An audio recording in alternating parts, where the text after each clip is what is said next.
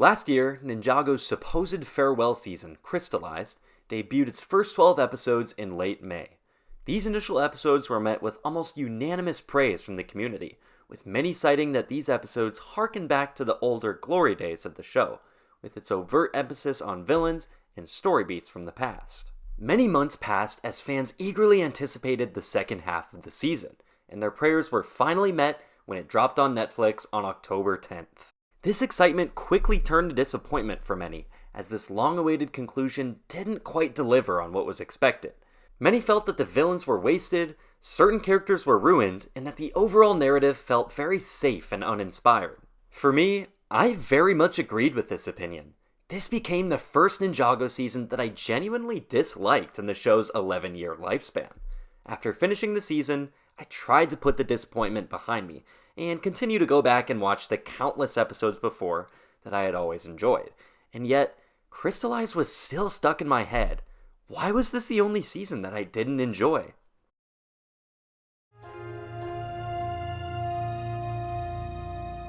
Well, similarly enough, another favorite franchise of mine had recently had a disappointing conclusion as well. Star Wars: The Skywalker Saga ended its 40-year legacy with The Rise of Skywalker, a film that massively disappointed me as a huge fan of its predecessor, The Last Jedi. However, years later, The Rise of Skywalker is a film I now adore, and one I consider to be in the higher ranks of the franchise. Look, I'm not here to debate Star Wars, although I'm sure many of you have already left me comments below on why my opinion is wrong. I'm just bringing this shift in my mindset to the light because this film is the very thing that allowed me to realize why I didn't initially enjoy Crystalized. Now, I attest this change in opinion to two large factors. First is hype. The very concept of hyping a movie or TV show up in your head is an almost guaranteed factor for failure. Nothing an artist creates will ever live up to the vision you've created, at least in my experience. It's impossible. A major issue for me as both a critic and writer of such media has been allowing my excitement to get in the way of fairly assessing these media properties. Once you let the excitement die down, block out the opinions of others, let the idea sit in your head, and you may just grow to like this particular project. Going back to Star Wars, let me give you an example of what I did. What really helped me here was playing devil's advocate. So, why did Finn kill other stormtroopers without hesitation? Shouldn't he know that they're scared and brainwashed, just like he once was? Man, this writing sucks. What an awful character. Well, no. Okay, let's think about this. Finn has never considered himself a stormtrooper. Everyone has a choice to do the right thing. Finn was one of the very few that embraced this choice, while everyone else refused. Does that make the others who took innocent lives bad people? Yeah, I'd say so. Plus, this is war. There's no reasoning with people on the battlefield, and there's certainly no reasoning with the First Order. Finn had no other choice but to kill them, and I think the reason he felt little remorse towards it was because these were people that always had a choice. Okay, see how that works? Obviously, there are still going to be plenty of you who disagree with me, but I wanted to fully communicate how I was able to shift my mindset away from the negativity and popular opinion. Playing devil's advocate is key here. Now, speaking of popular opinion, this is the other factor that has such a vast influence on both my opinion and others in this matter. Having the masses point out to you in excruciating detail why a certain project is bad in their eyes is often hard to ignore. Setting aside these qualms to enjoy a project becomes difficult. What's even more difficult, however, is coming up with a reason to justify these decisions that are seemingly hated by so many people. And yet, that's exactly what I did. Many months after both myself and the Ninjago community had put the disappointment of Crystalized behind us, I decided to go back and revisit the season. I wanted to give it another chance. After all, it had such a plethora of intriguing ideas it set up, and with the initial shock and disappointment over, I thought that perhaps I could grow to accept a few of these. And this is where our story begins.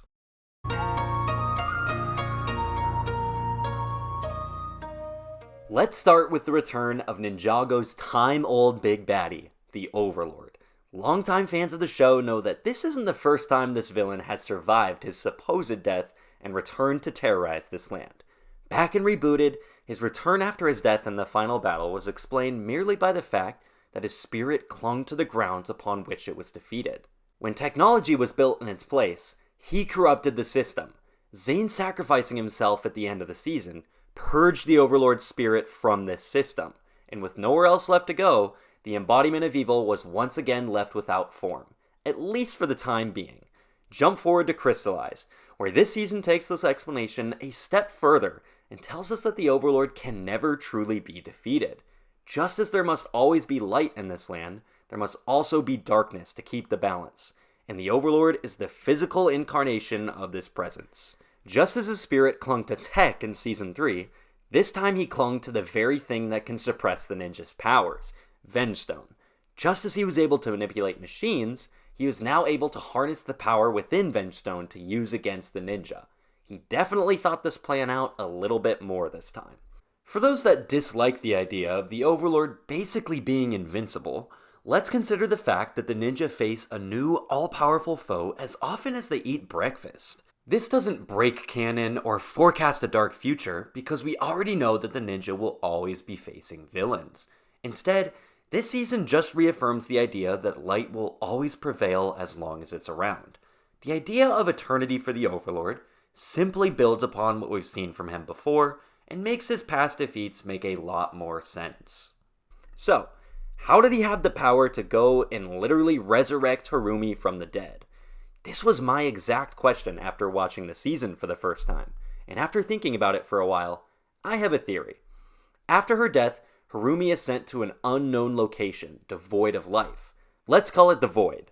From this, we're able to deduce that beings from Ninjago are sent to a waiting room of sorts before they're sent to the departed realm. The Overlord, who is technically dead as well, finds her here. That's how he's able to have access to this place. Without a physical form, he's merely a spirit, aimlessly drifting between life and death, looking for a way to return. With the concept of how the Overlord has access to Harumi in the afterlife, let's derive where he actually got the power to do so. According to Wu, conflict that occurs in the living world gives the Overlord strength. The amount of conflict happening in this land decides when his spirit has the power to return.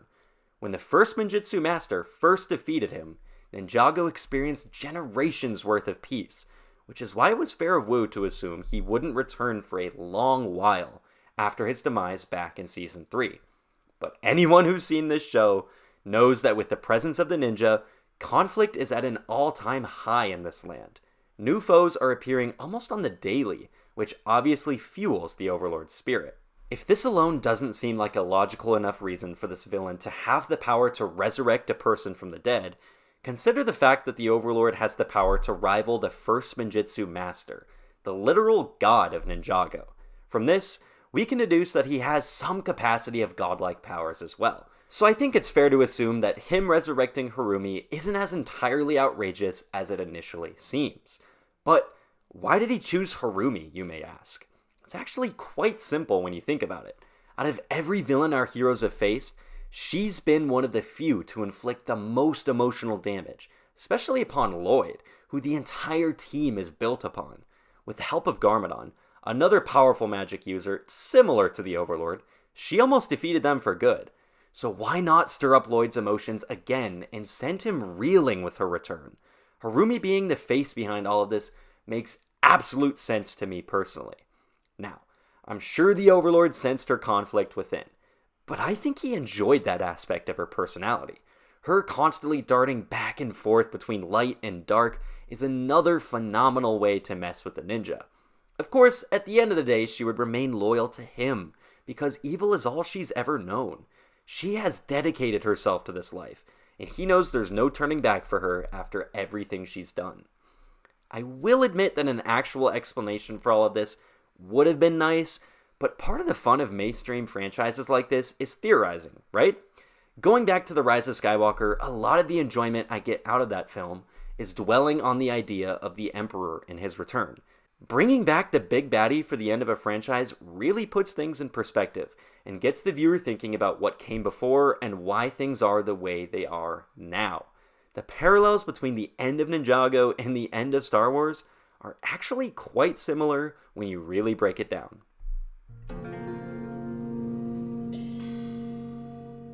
Let's talk about Harumi some more. My initial complaint with her portrayal was how confusing and inconsistent her character writing was. Some moments she despised Lloyd and was doing everything in her power to hurt him, but in others, she went easy on him and even showed hints of caring.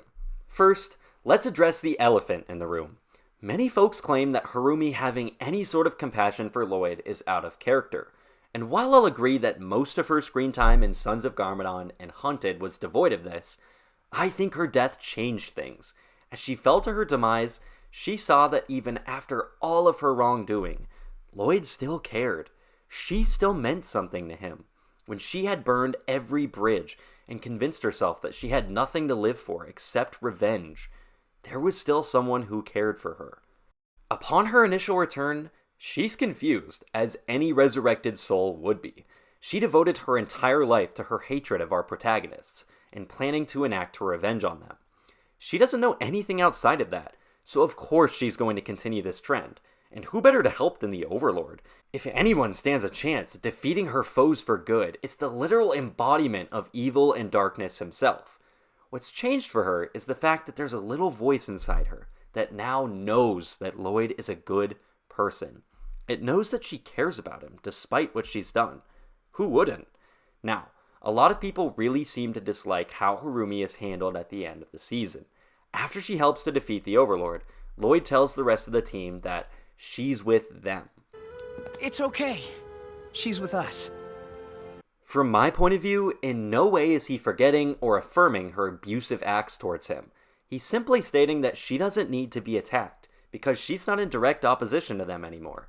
After this, we see her once again in the monastery as our story comes to a close. What's important about seeing her again is that she's being escorted by the Commissioner, who is presumably taking her away to Cryptarium Prison. She never apologizes to Lloyd, because that's not who her character is. I mean, her deciding reason for turning against the Overlord is not to help Lloyd, but because he is the reason her parents are dead. The Overlord created the Devourer, who would inevitably kill them. She never truly turns good, because Harumi is a conflicted character, and because her abusive treatment of Lloyd wouldn't allow it. I'm sure her eventual feelings for him played a role in her change of heart, but they weren't the deciding factor because this isn't who the character of Harumi is. Her becoming friends with Lloyd would be wrong, and perhaps even disgusting without a lot of apologies and retribution. In the end, she's still very much a villain, who's going to spend the rest of her days locked up in a cell, unsure of whether or not her feelings for Lloyd were more important than her need for revenge.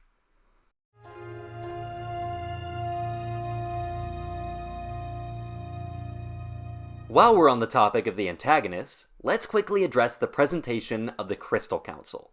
Bringing back an array of some of Ninjago's most popular villains to aid in this doomsday plot is such a fun idea. They're all built up very well in part 1 of this season. They each feel like a proper representation of these characters after their respective seasons, and each feel like they received the proper amount of screen time leading up to the big reveal in episode 12. As is the case with most issues folks have with this season, it's in part 2 that things change. The Council's screen time is drastically reduced, and their scenes often resort to them being used as the butt of the joke. I totally understand why many have issues with this, however, I understand the decision, considering the emergence of both Harumi and the Overlord. A lot of the seriousness and focus had to be placed on the two of them, which unfortunately means that the Crystal Council had to take a back seat going forward. I still think that all of these guys stay true to their character archetypes, because most Ninjago villains are inherently goofy. I really just think the idea of them all accepting the second chance to get back at the ninja makes logical sense for who they are. Personally, I'm very glad that the Crystal Council members were included in this season, and I'm very content with their portrayal. Enough with the villains. Let's move on to discussing our protagonists, and first up is Nia. Perhaps the most controversial decision made with our beloved heroes this season was the concept of bringing back Nia. I really respected the decision of her passing in the previous season. Having her spirit be replaced by her elemental powers was an incredibly unique way for her quote-unquote death and departure from the ninja team. Bringing in so many folks who had been affected by her legacy was an incredibly touching way to end the season and really pushed the boundaries for how emotional a kids show of this magnitude could be. Of course, I always expected her return to be inevitable. First and foremost, this is a show created solely for the purpose of selling products. Being the only girl on the team, Nia is and always has been a huge selling point for girls to get into this show and the products that go along with it. Removing her would undoubtedly cause some sort of ripple in sales. Bringing her back in an emotionally satisfying way, however, would be incredibly difficult. Resurrecting a character, especially one of her magnitude, almost always comes across as cheap and insensitive. However, I feel that her return was handled in an incredibly mature way. Instead of directly delving into the main storyline, Crystalized begins with a grieving ninja team separated by the loss of Nia. It's an atmosphere evocative of Zane's passing back in Season 3, where our heroes were so lost that they gave up on the very thing that gave them purpose.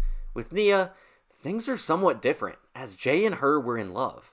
The writers cleverly tap into Jay's comedic personality as he's distanced himself in a lighthouse, talking to glasses of water thinking they're Nia. On the surface, seeing a bearded Jay converse with stagnant water is quite amusing, but when you really think about it, it's also incredibly depressing. He's so distraught from the loss of his beloved that he's resorted to gaslighting himself into the idea that she's still alive and with him. It's a perfect balance of having something for both younger and more mature audiences to grasp at. It's the news of an impending threat that eventually brings all of these heroes back together. Reuniting is by no means an easy task, and the grief of Nia's loss eventually turns to conflict within the team itself. However, this is quickly extinguished as the possibility of bringing her back is suddenly presented before them. Winding things back a few episodes, we're introduced to the fact that Nia has forgotten much of her old self in her time spent in the sea. Her elemental form spends its time watching over those who sail across her path. It's the anniversary of her passing that finally reignites what's left of her memories.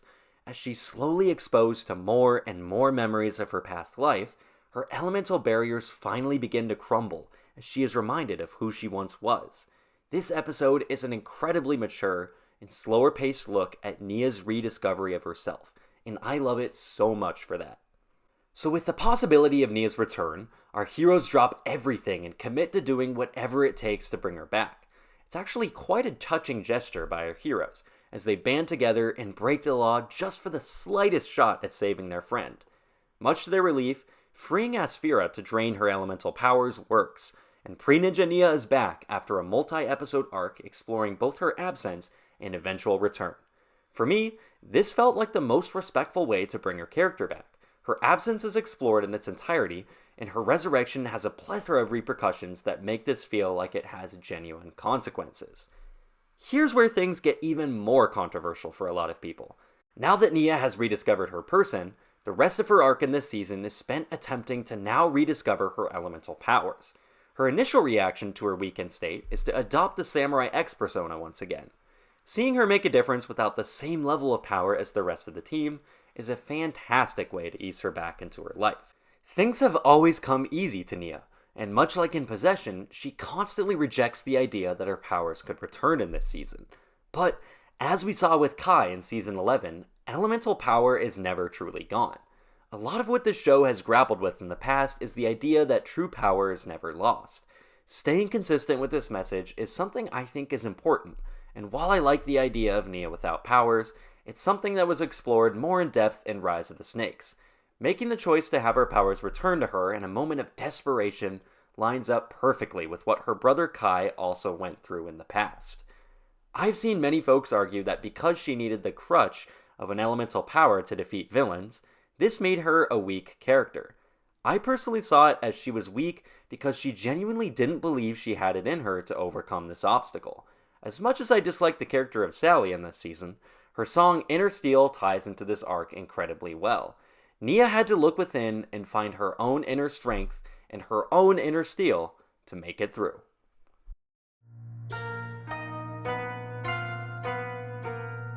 I don't have a ton to say about Kai, Jay, Zane, Cole, and Pixel. None of them underwent any sort of profound arc in this season, and that's something that I'm totally fine with. There was entirely too much else going on to give them too much of a spotlight, but they each had their own moments to shine as characters, and that's all I can really ask for. Before I move on, I'm going to quickly point out a favorite moment of mine from each of these 5 characters this season. Starting with Kai, I found the fact that he's teaching children to fight after Nia's passing to be kind of amusing. He tells them that the best way to defeat an enemy is to obliterate them before they see you coming. This is in direct opposition to a lesson Master Wu taught in Season 1, where he informed the team that the best way to defeat an enemy is to make them your friend. It's sad that Kai has lost sight of such an important lesson in the wake of his grief, but it's also hilarious that he's resorted to teaching children violence instead. Jay's best moment by far in Crystalized is his attempts to reason with the Crystal Warriors. He's always been the timid one of the group, and when he's literally moments away from fighting an entire army of faceless crystal zombies, he tries to call a truce with them. Classic Jay moment right here. The best part of Cole for me wasn't a moment, rather it was the performance of the voice actor. Kirby Morrow, who had been voicing the character for 11 years, passed away right before this season went into production. It was a tragedy that both shocked and saddened the entire community surrounding him. Coming into the season, it was announced that Andrew Francis would be taking over the role of this character. He had massive shoes to fill, and while no one could replace or match what Kirby had done, Andrew did a phenomenal job with the role. What's even better is that the community welcomed him with open arms. Both Cole and Kirby's legacy live on. For Zane, I'm really torn between two separate moments, and they could not be more different from one another. The first is a joke that occurs in Cryptarium Prison that has me laughing every time I see it. Zane emotion sensors are off while in prison, and when Kai asks him to turn them on and react appropriately to the horrible situation they're in, he screams in fear the moment his emotions are activated. It's just a really clever way to communicate how dire of a situation our heroes were in. Speaking of his emotion sensors, my other favorite moment with Zane this season is when he learns the benefit of grief. He spends the early episodes with his emotions turned off because the grief of losing Nia is so great. However, when he encounters Sally later on, everything changes. It's the grief of running away from home that actually brings her back to her family and happiness. Experiencing emotions is a good and healthy thing to do for yourself, especially if they're negative ones.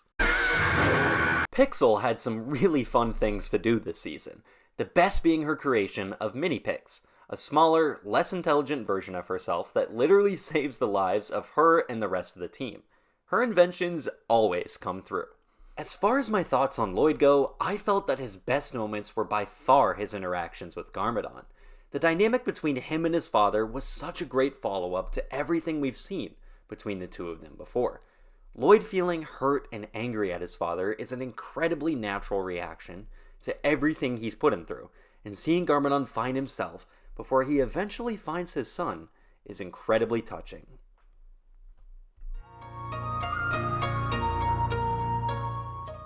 Let's take a look at the final battle occurring between our heroes and villains.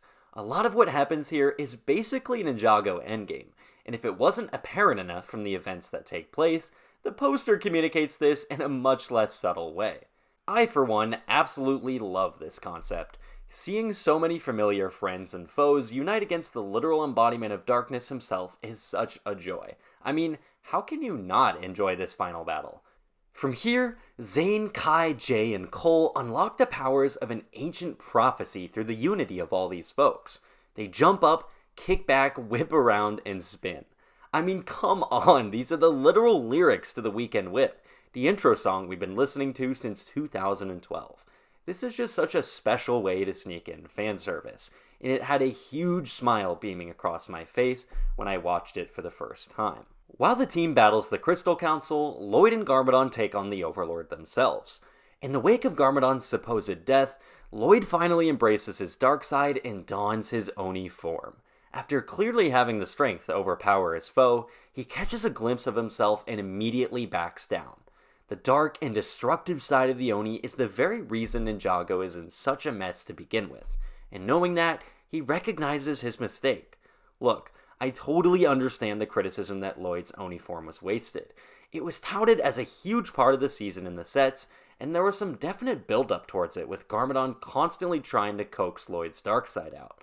Also, it just looks really freaking cool. However, I think we need to be realistic here and recognize that Lloyd going to the dark side, especially in the ending to this era of the show, just doesn't line up with where this season had to end. Instead of defeating the Overlord with Lloyd's destruction, the elemental powers of creation are harnessed through the golden weapons, the very objects that created this land. It's not a fresh idea by any means, but I think staying in line with the ideas of creation versus destruction fit very well for a conclusion. It's something we've been exposed to since day one of the show, with Wu versus Garmadon. Adding dragon form to the equation definitely gives it a unique spin as well. With the Overlord defeated, Ninjago is now left to rebuild. As this chapter comes to a close, we're left with Sally's song in the closing moments. The decision to ditch the classic Ninjago overture the show was built on for this song confused both me and a lot of others. It's a decision I still don't fully agree with, however, it certainly fits in line with a lot of the themes and ideas this season was trying to portray. It's not a bad decision by any means, and the upbeat vibe of the song is by no means a poor way to close out this story. I just really wish they had gone with the musical theme Ninjago has been using since its inception.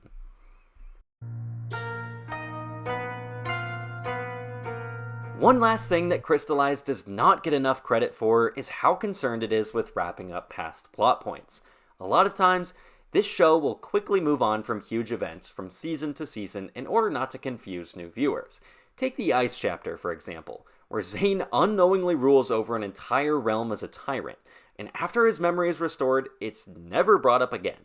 For Crystalized, a lot of it relies on you having watched the entirety of the show, and for a final season, I really like the idea that it's rewarding longtime fans, while also leaving as few loose ends as possible. Ideas like Nia's samurai origins and the ideas of prophecies from Season 2 are further explored. And then we have an entire handful of previous villains, with each having complex backstories returned to the spotlight for new roles. It just feels like a season that wanted to pay respect to folks who have been with the show since day one, and that's something I really appreciate. Hey, you made it to the end! Thank you so much for watching. This is a video I've been tossing around in my head for quite a while now, so to finally have it done and out there is such a good feeling. I don't do commentary videos on this channel too often, but if you enjoyed this one and want to see me discuss more Ninjago topics in depth, please let me know down in the comments. Before you head out, don't forget to like, comment, and subscribe if you liked what you saw, and if you didn't, be sure to let me know down in the comments. That's all I've got for today. See you all in the next one.